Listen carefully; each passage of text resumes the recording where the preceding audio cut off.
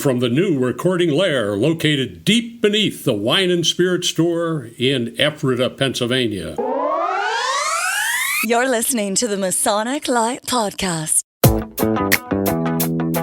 Studio 665 presents Masonic Lite podcast. This show is recorded by Masons, for Masons, and is for entertainment purposes only.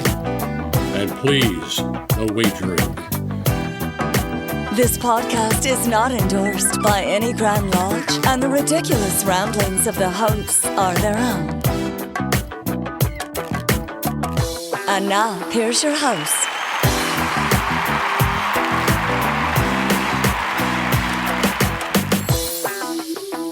Good evening, everybody. Hey, it's Pete, the Masonic Lite podcast. We're here for episode number 107. 107! 107. Can't believe it. Haven't been arrested yet. Oh, wow. Wow, Tim, you're real excited. So on tonight's episode, we're doing it kind of out of order.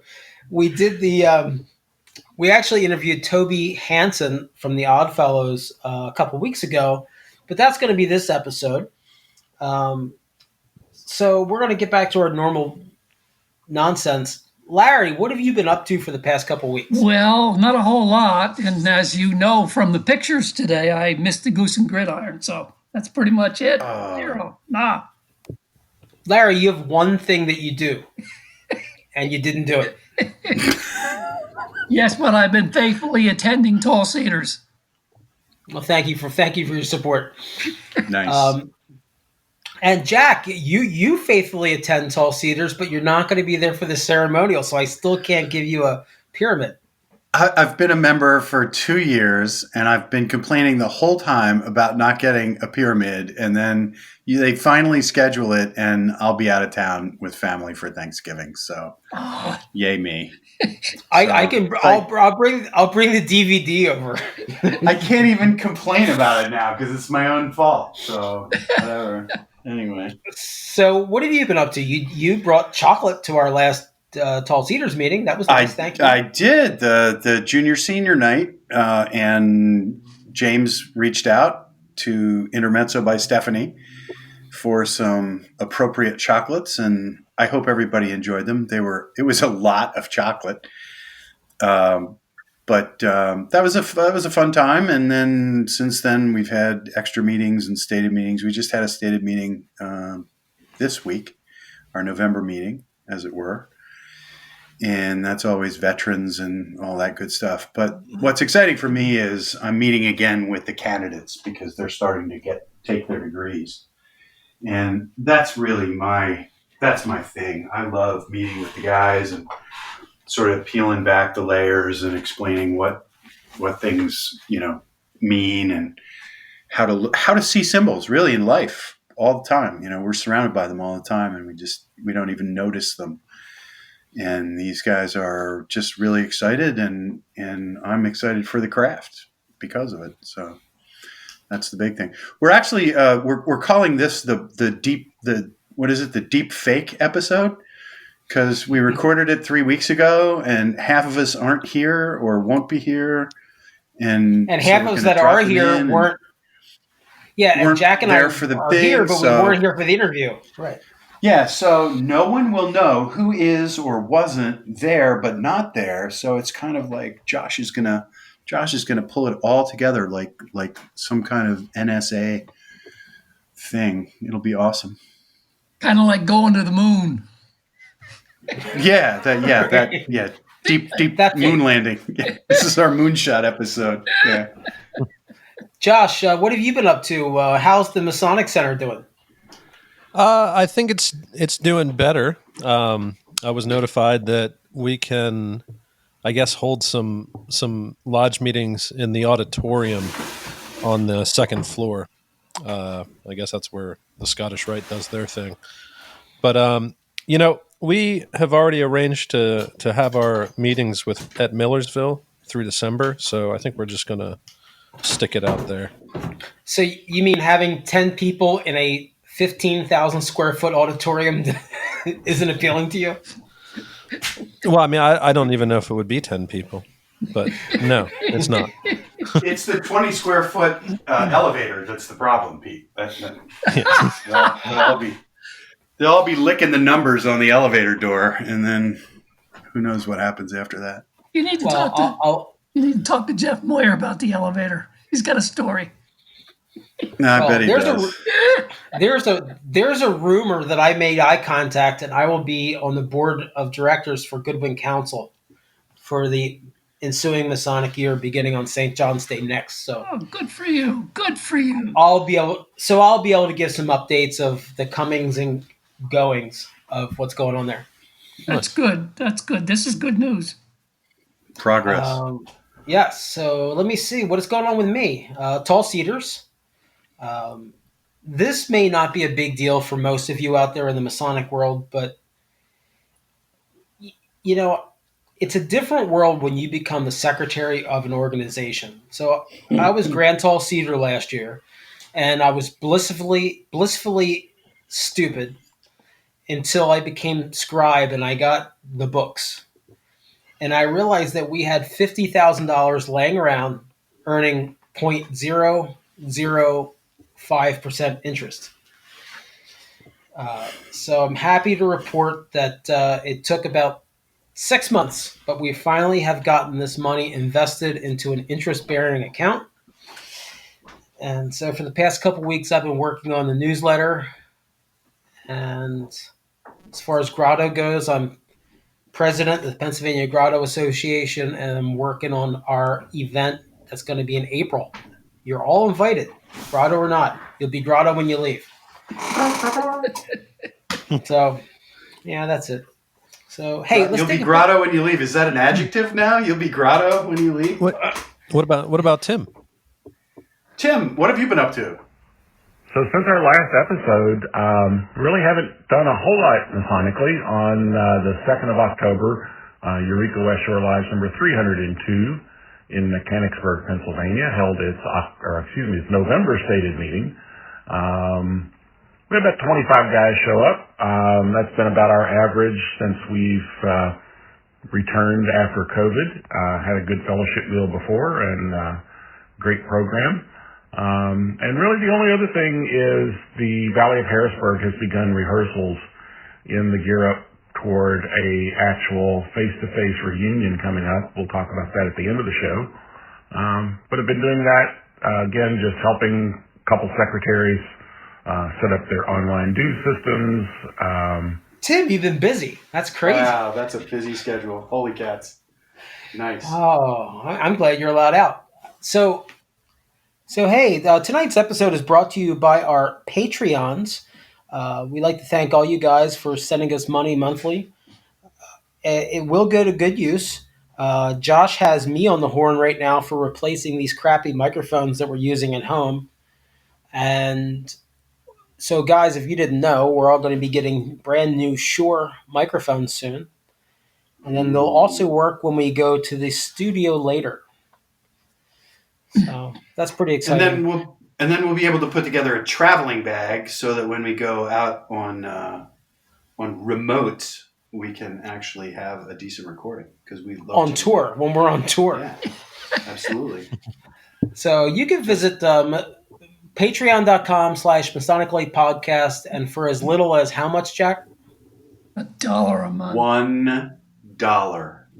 Little as $1 a month. $1 a month. And we hope you'll do more, but that's it. That's like $12 a year. That's less than a craft beer from you. What you guys with the beards drink. So you flush more than that every month. So come on, people, pony up. Well, let's take a quick break, and we're going to come back, and we're going to talk to Toby Hanson. That guy. Toby Hanson. He's from the left coast, and he is the grand musician, or the supreme grand musician, some sort of shenanigans for the International Organization of Oddfellows? The Oddfellows. So we'll be right back. Why choose George J. Grove & Sons for your next home improvement project? At George J. Grove & Sons, we've built our reputation on quality and trust for more than 50 years. From planning to materials to installation, George J. Grove promises a home improvement experience second to none. Whether your goal is reducing energy costs, decreasing maintenance, updating curb appeal, or simply increasing the value of your home, the George J. Grove team will recommend and provide solutions that stand the test of time. Call 717-393-0859 for an estimate or visit us at georgejgrove.com.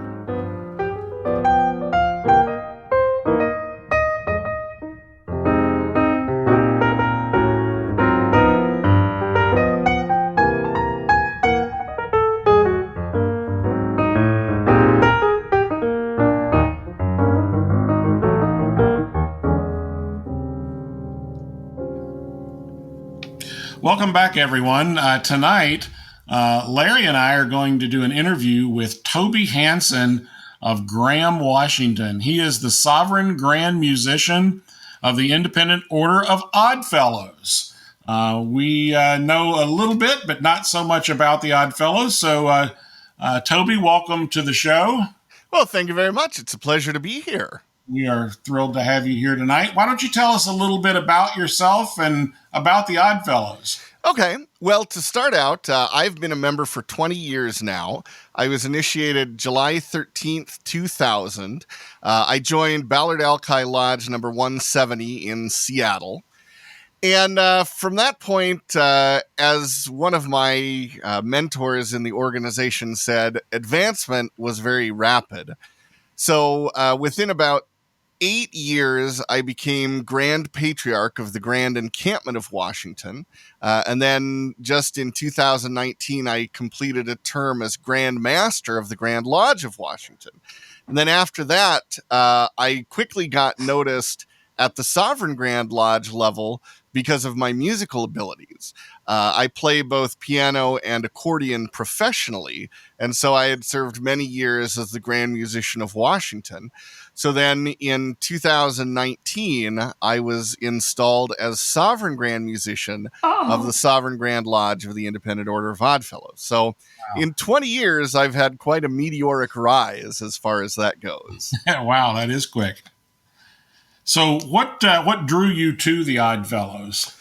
Well, I really didn't know much about Odd Fellowship in the beginning. I went to college in Seattle. I attended Cornish College of the Arts, and I graduated in 1998. Once I graduated, I lost that kind of peer group of people that I saw and hung out with, talked to, socialized with.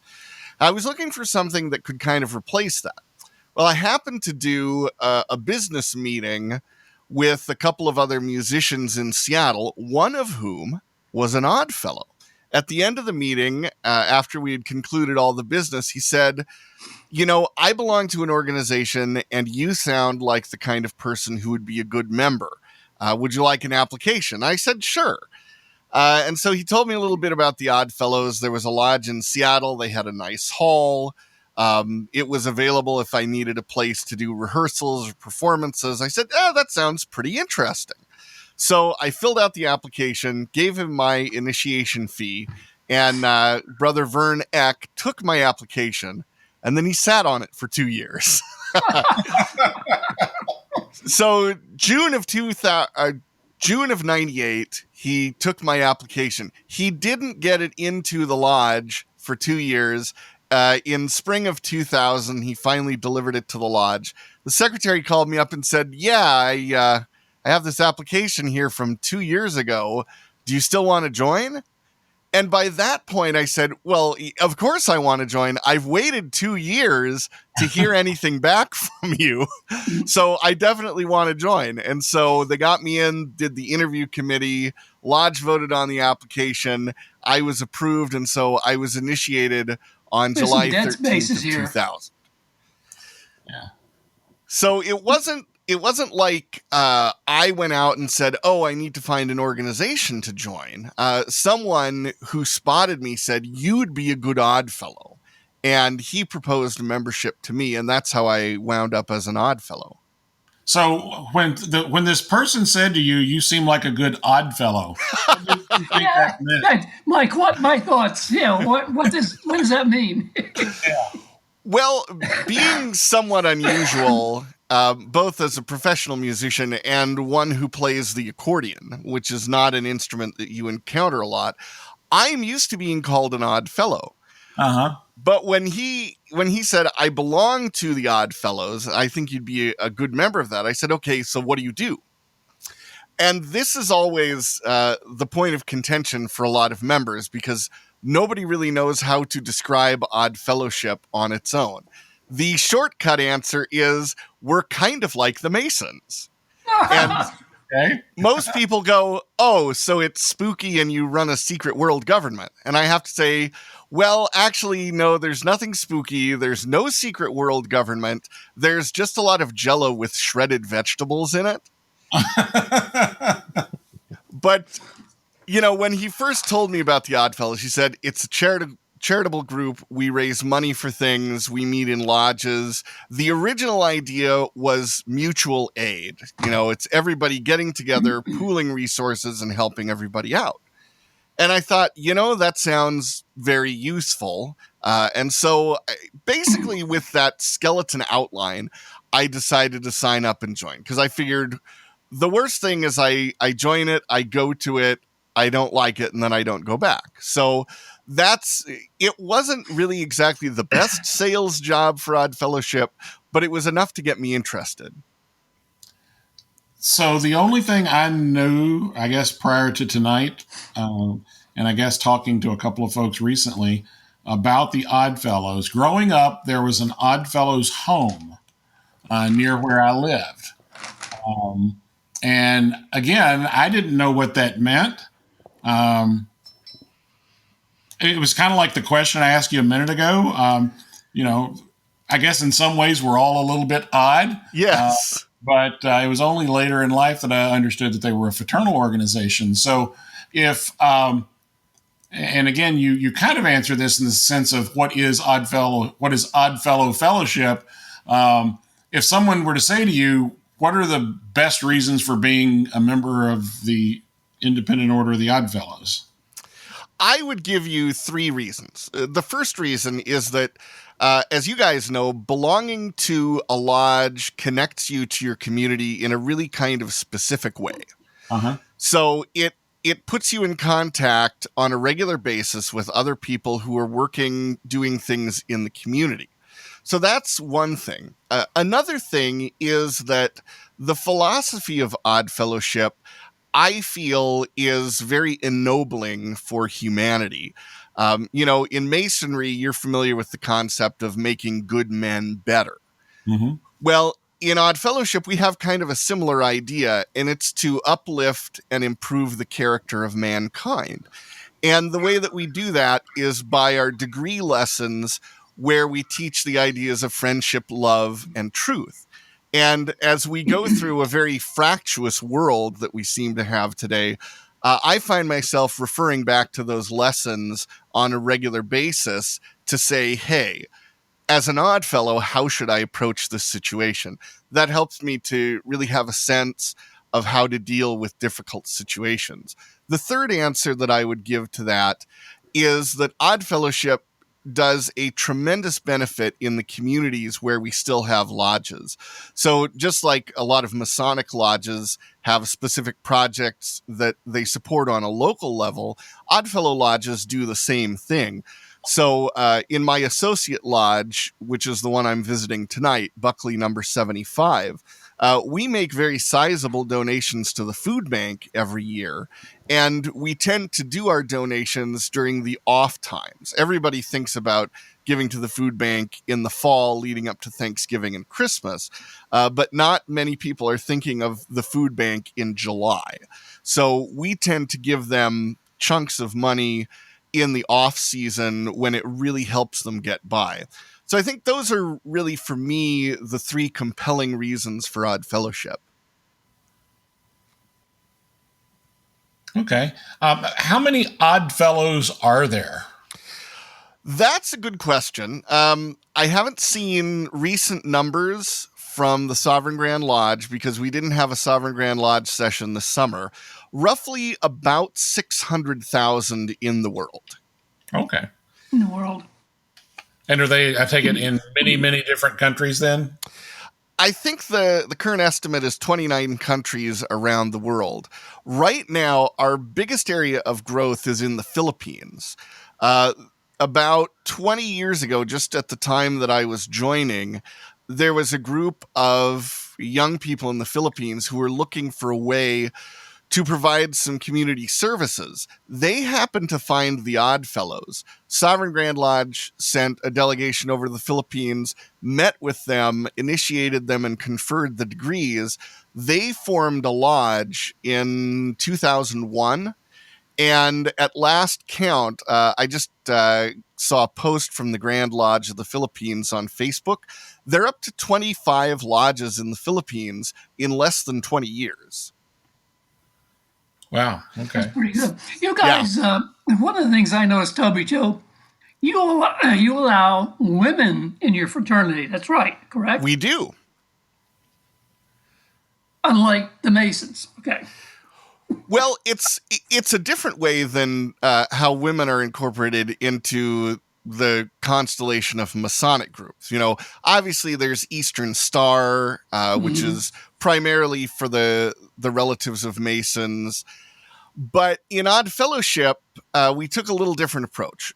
Originally, we had basically the same idea as Eastern Star with the Rebeccas. Originally, to be a Rebecca, you had to have a familial relation to a third-degree Oddfellow, and there had to be a third-degree Oddfellow present to open a Rebecca Lodge. Over the years, as the status of women and their participation in society has changed, the Rebecca degree changed such that it really became a very independent auxiliary. So you didn't have to have a third degree Oddfellow to open a Rebecca Lodge anymore. Women could have all of the leadership positions in the lodge, all the way up to the Rebecca Assembly for each state or province, where women basically ran the show for themselves. Well, starting in 2000, looking at the demographic trends, the Sovereign Grand Lodge said, you know what? For many years, it's been possible for Oddfellows to join Rebecca Lodges. Why don't we open it up so Rebeccas can join Oddfellow Lodges? And that's a change that was made in 2000. It came into effect in 2001. So in my jurisdiction in Washington, we saw a huge bump in membership that happened as the wives of all of these Oddfellows finally went and joined the Oddfellows Lodge. And it's created some really interesting situations for our upper branches, above the regular subordinate lodge, which would be similar to the Blue Lodge in Masonry. We have a body called the Encampment. And it used to be there were separate encampment bodies for Oddfellows and Rebeccas. Oddfellows would join an encampment, Rebeccas would join a ladies' encampment auxiliary. Well, it so happened that with female members of the Oddfellows, females could then join the encampment, and so they became patriarchs of an encampment, even though they were female. And we actually elected a female Grand Patriarch as leader of our Grand Encampment in Washington one year, because all of a sudden, with women coming up on that side of the order, we could have women in leadership positions. And there have been a few female Grand Masters of Grand Lodges in Odd Fellowship.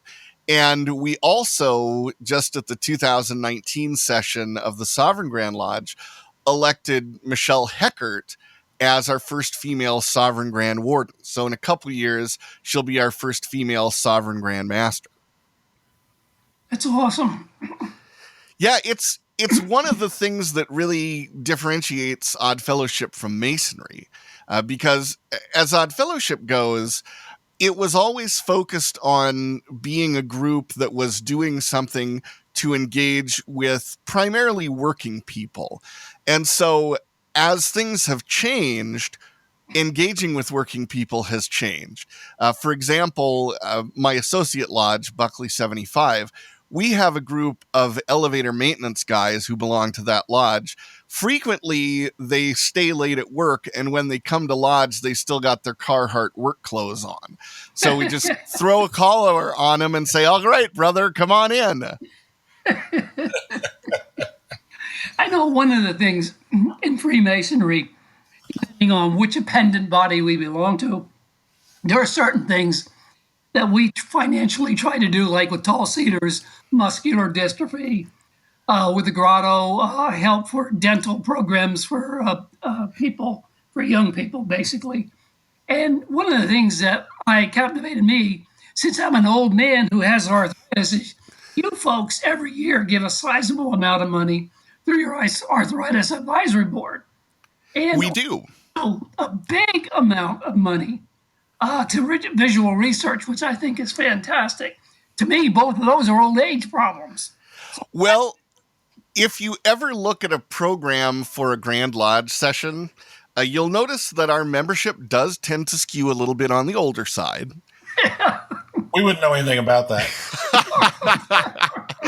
Yeah, when I went to Sovereign Grand Lodge the first year, which was 2018 in Baltimore, I was looking through the program. You know, it was the commemorative program for the 200 years of Odd Fellowship in North America.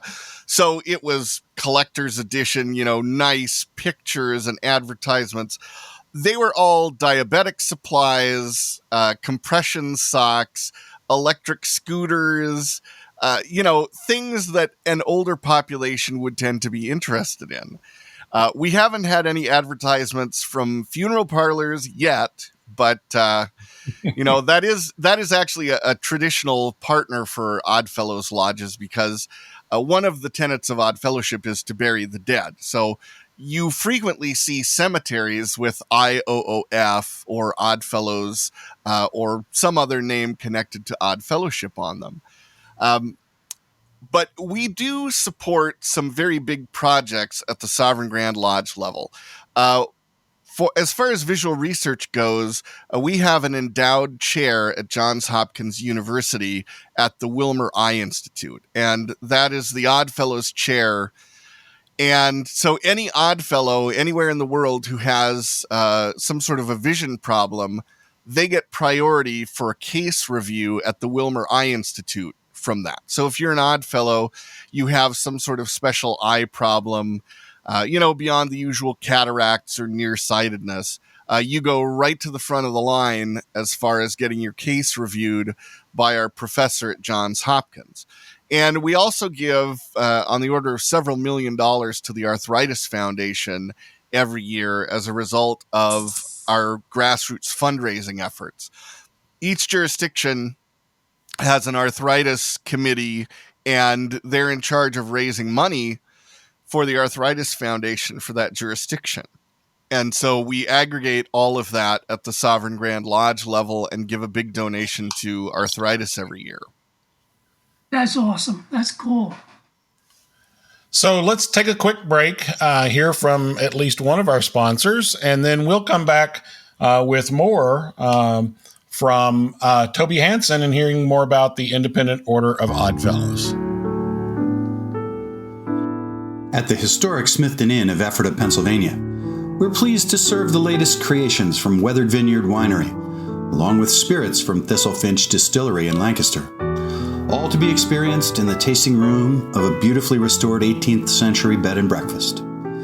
Cigars by D&S Cigar are available for your enjoyment in the courtyard. The Historic Smithton Inn is convenient to Lancaster County's most interesting attractions. Just minutes from the Ephrata Cloister and the Green Dragon Farmers Market, and a short drive can get you to charming Lidditz, thriving downtown Lancaster, as well as Hershey, Bird in Hand, and Intercourse, or Valley Forge and Gettysburg. Whether you're looking for a romantic getaway or an active vacation full of sightseeing and attractions, the Historic Smithton Inn will be a welcoming oasis from everyday life, one that you'll want to visit again and again. Stop in and visit at 900 West Main Street in Ephrata, Pennsylvania, or check out our website at historicsmithtoninn.com, or simply call us at 717-733-6094. Just ask for Past Master Dave.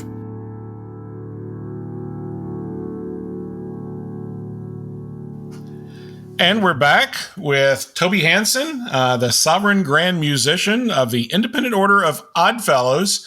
Toby, tell us a little bit about a comparison, if you would, between kind of your knowledge of Freemasonry and that of the Oddfellows. I'm sure there are many similarities. There are a lot of similarities. As you can imagine, with any kind of organized fraternal order, there are similarities. And to give you an idea, I'm from the Seattle area, and the Fraternal Order of Eagles was founded in Seattle in 1898. That was originally a group of theater owners who were trying to break the actors union, and they would have a meeting at one of the theaters downtown that had an eagle on the curtain. And so they formed a little club and said, okay, we're the Fraternal Order of Eagles. But since the only knowledge they had of fraternal orders was that several of the members happened to be Odd Fellows, they basically adopted everything in Odd Fellowship, changed all the names and said, okay, instead of an inside guardian, you're an inner guard. And instead of a noble grand, you're a president. Even right down to the regalia, originally Eagles lodges would wear collars to indicate rank in a lodge, just like Odd Fellows do. So as you can imagine, there is a lot of similarity between any kind of fraternal orders.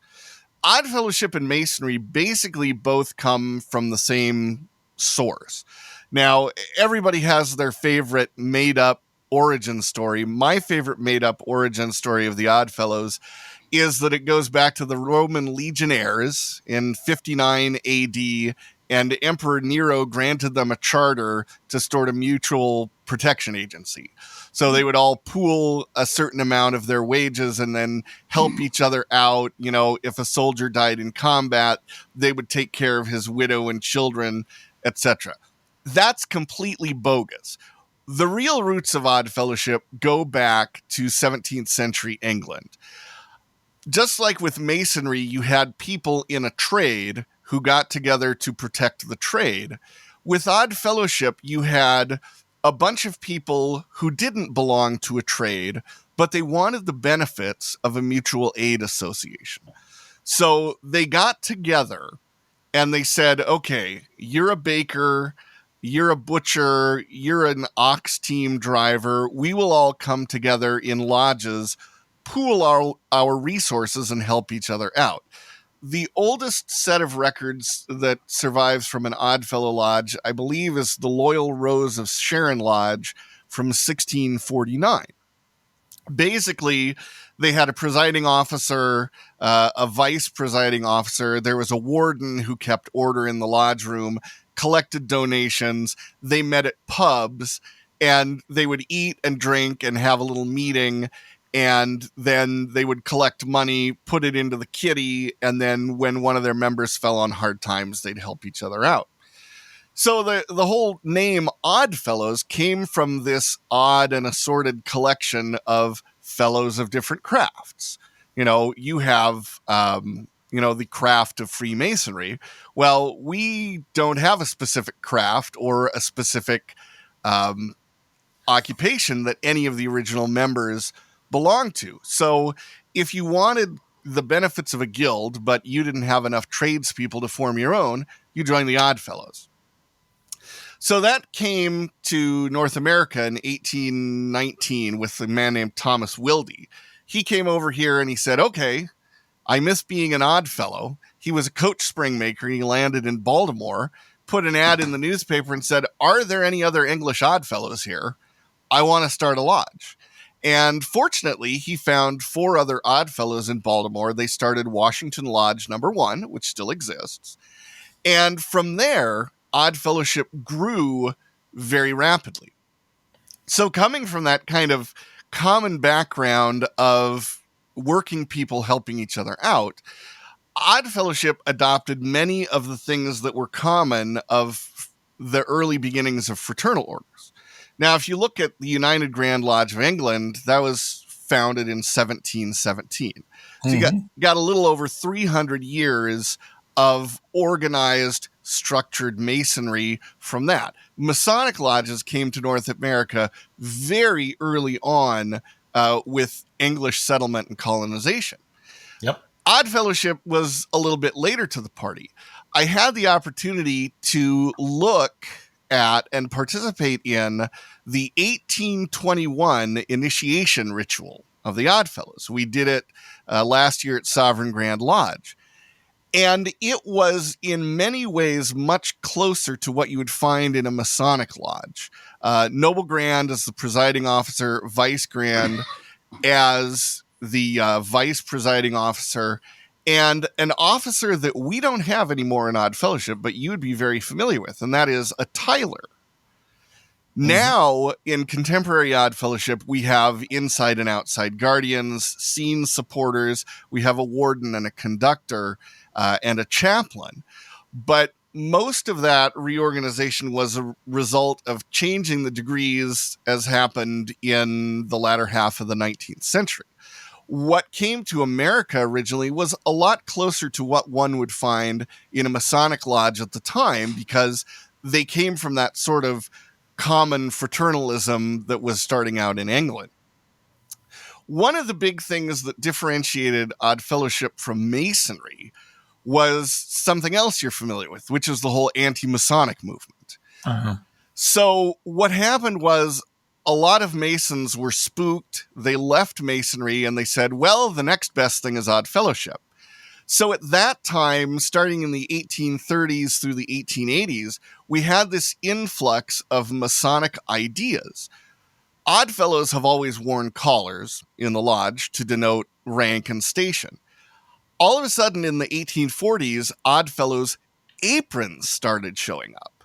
Ah. And so in some of the historical collections, you will find these beautiful red aprons with the all-seeing eye in gold brocade. And you look at that and you go, wait, where did that come from? Well, it came from the Masonic influence on Odd Fellowship that came in with the whole anti-Masonic movement. That makes sense. So you jump forward a little bit later. By the 1880s, we'd gone through the Civil War, and Odd Fellowship was really looking to distinguish itself because Freemasonry had really reestablished itself and was growing and becoming a very vital organization. So at that time, in the 1880s, the rituals were revised to really kind of codify a distinct flavor of Odd Fellowship. So aprons were gotten rid of at that time.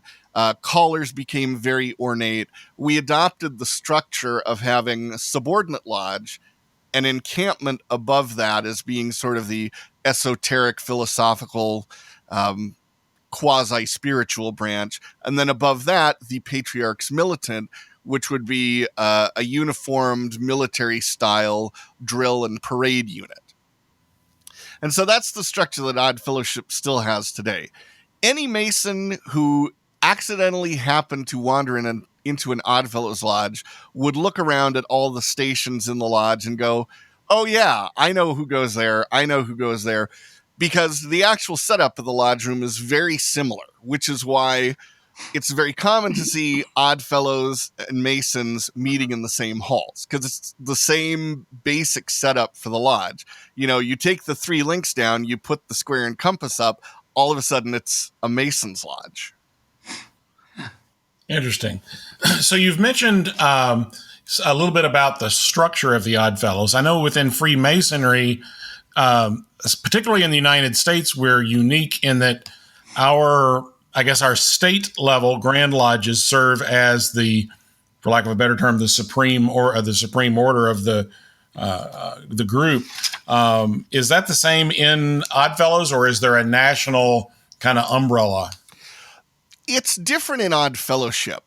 One of the things from that reorganization in the 1880s was the idea that we wanted a vertically integrated system. In Masonry, you've got many different dependent bodies. Mm-hmm. And so there isn't a whole lot of coordination necessarily between them. You know, there's so many things for a Master Mason to join. You can go join Royal Arch and Scottish Rite. There's Tall Cedars of Lebanon. There's the Grotto. There's the Shrine.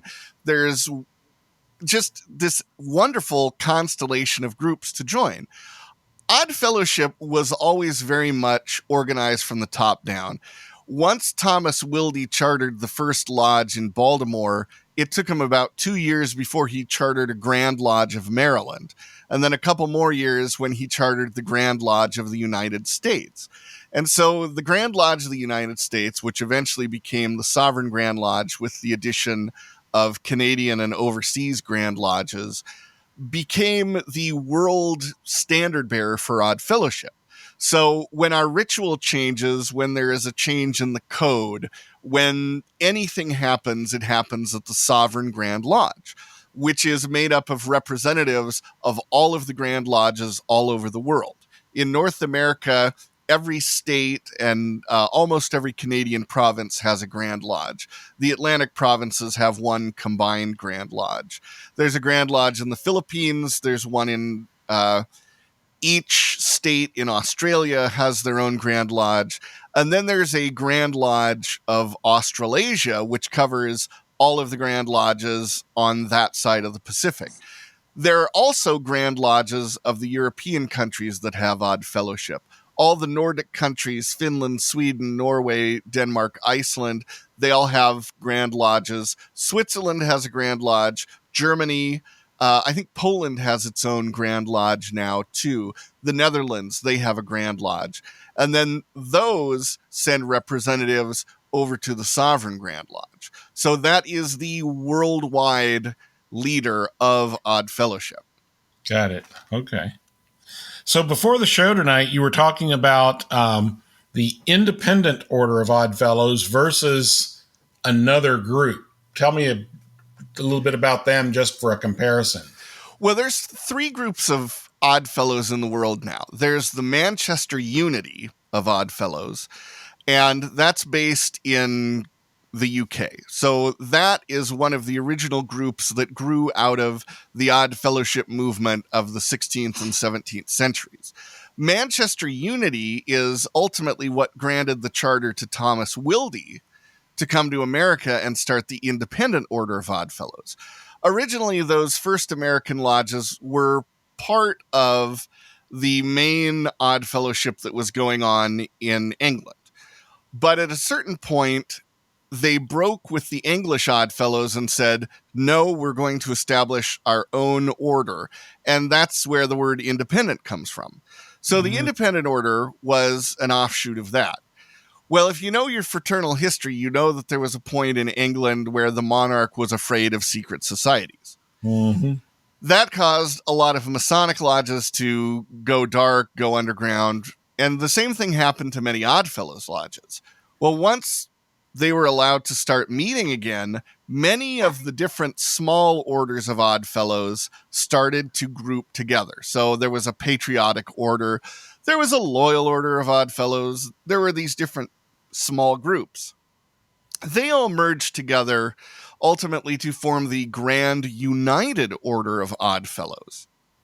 Now, in North America, the Grand United Order of Odd Fellows ended up being the African American version of Odd Fellowship, because unfortunately the Independent Order early in its history in America decided this is an organization that may espouse universal brotherhood, but we're not going to allow anyone other than pure white people in the order. And I've actually read some of the previous journals from the Sovereign Grand Lodge where they argued about questions such as, what if someone from Syria wants to join the Odd Fellows? Is that considered full white blood? Or what if someone from China wants to join the Odd Fellows? What if someone from North Africa wants to join the Odd Fellows? So there were these questions that kept coming up. Because of that, when African Americans wanted to join Odd Fellowship, they were rebuffed by the Independent Order. They went over to England, where the Grand United Order was very active, and got a charter from there. So just as you have Prince Hall Masonry. Mm-hmm. We have Grand United Order Odd Fellowship in North America, and the Grand United Order is still going. Peter Ogden came over with a charter from Liverpool and started the first Grand United Order Lodge in Philadelphia in 1843. Grand United Order is still going. Like all other fraternal orders, they have declined some, but they are still very active, and they're starting to grow in a lot of places, particularly places that have a large African American population, because that sort of golden age of fraternalism that provided a great deal of relief for African Americans is being rediscovered in that community. So if someone wanted to learn more about the Oddfellows, and maybe even after listening tonight say, oh, that sounds like something that I would like to be a part of, where could they go to find out more information? Well, the first thing that I would say, since they're listening to a podcast, download a podcast about Odd Fellowship. I am a co-host of the Three Links Oddcast, which I co-host with brothers Sergio Paredes and Ainsley Heilich. It's available on all the major podcast platforms. Just look up Three Links Oddcast on Stitcher, Spotify, Apple, Google, Amazon, etc. You can also look up the website for the podcast, which is threelinksoddcast.com. And we got a website there. We have a really great episode that is going to be coming out in time for Halloween, which is about the Oddfellows Rest Cemetery in New Orleans, because we do have a wonderful tradition of cemeteries. Also, you can go to our Sovereign Grand Lodge website. We've got a lot of interesting information, historical background. We've got our list of famous Oddfellows there. You can find that at ioof.org, or also at odd-fellows.com. Look around on Facebook. Many lodges, many grand lodges, they have Facebook pages now, so you can look and see what's going on in your local Oddfellows Lodge. The one thing that I would say is, for anybody out there who's really excited and wants to become an Oddfellow now, be patient. Because of the pandemic, it is even slower for making contact with lodges and starting to get involved. But I can promise you, it is definitely worth it. And Odd Fellowship is a wonderful complement to Freemasonry. Whereas Odd Fellowship tends to be more about operative ideas, taking care of one another, doing good in the community, that is a wonderful complement to the kind of speculative things that Masons do. I know that we've greatly benefited in Odd Fellowship by having wonderful relations with Freemasonry as a group and individual Masons on a personal level.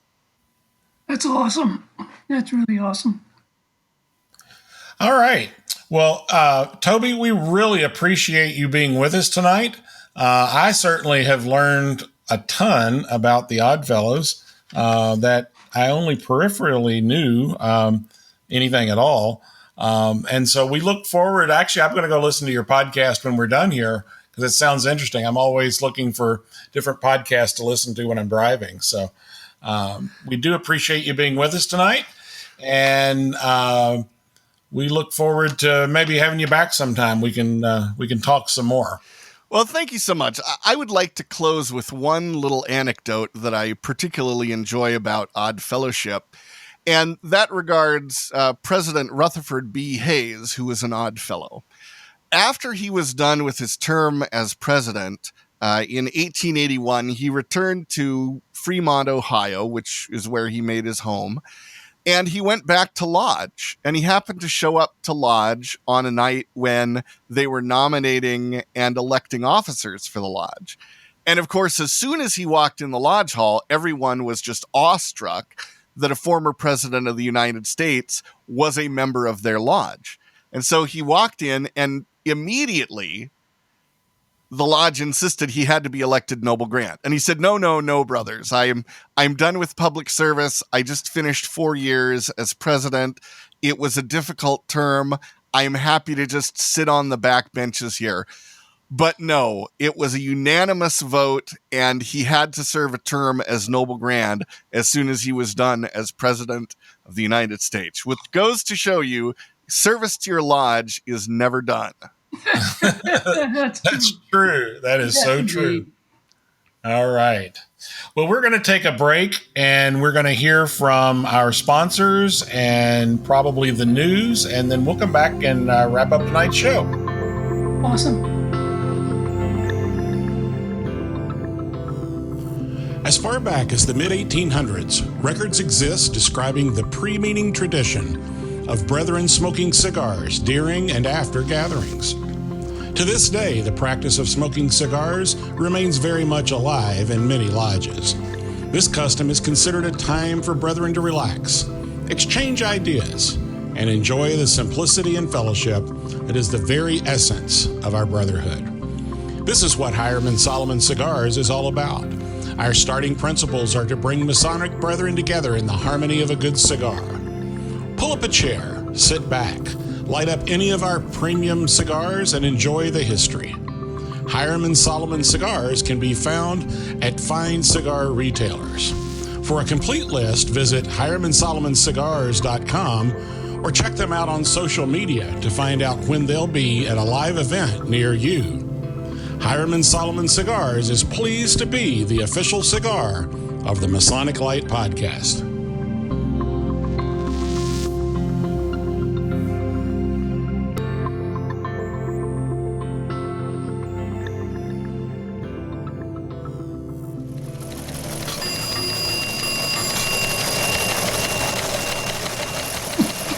In Masonic news today, in November of 1789, President and Brother George Washington decreed that there should be a national day of thanksgiving for the many blessings God had seen fit to bestow upon this new nation.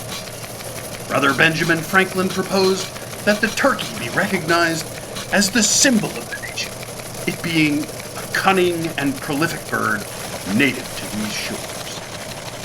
After mature deliberation, our founding fathers finally agreed that they should instead stuff and eat the bird, and that Franklin was drunk and should probably go home and sleep it off. That's the Masonic news.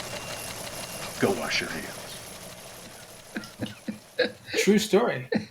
It's a true story. That's good. All right. Jack, Larry, what do you have coming up Masonically in the next couple of weeks? Next couple of weeks, let's see here.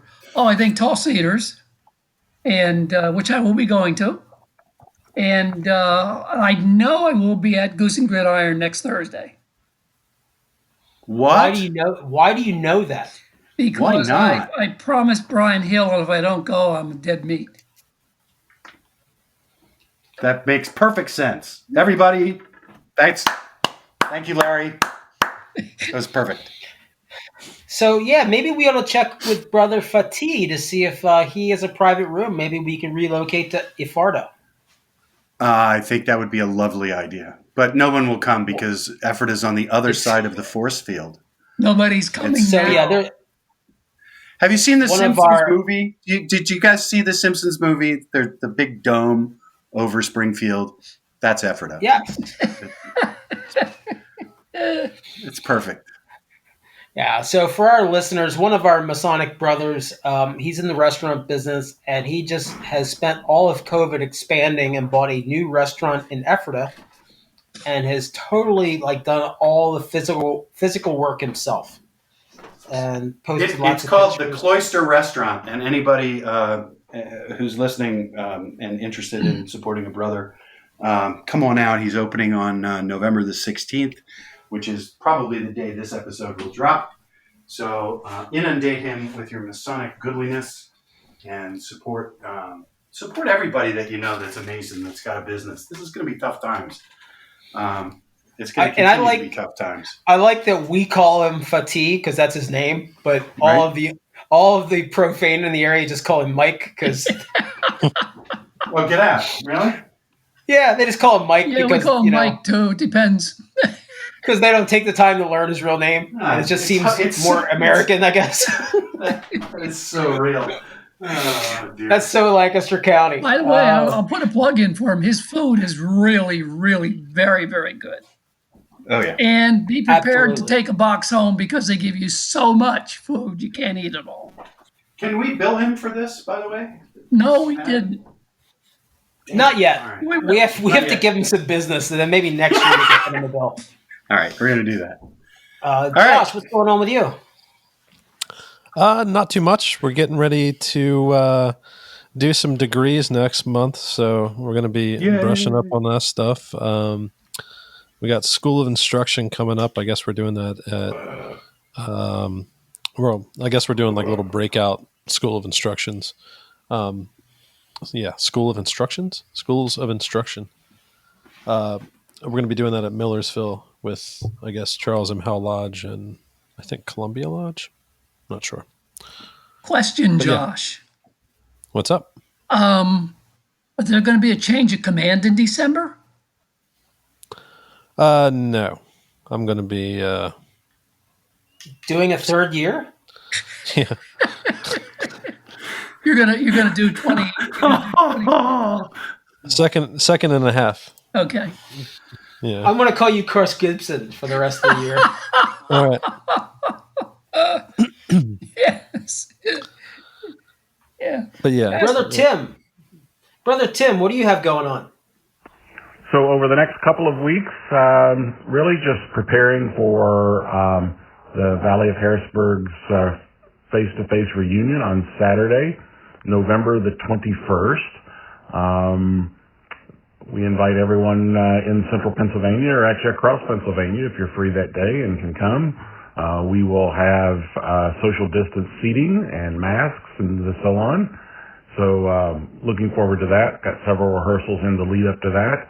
And Ubar Grotto is having their election, I believe, on Sunday, November the 22nd. And someone close to our podcast is running for office. So let's turn out and support Jack and his bid. Anyway, that's about all I've got coming up between now and Thanksgiving.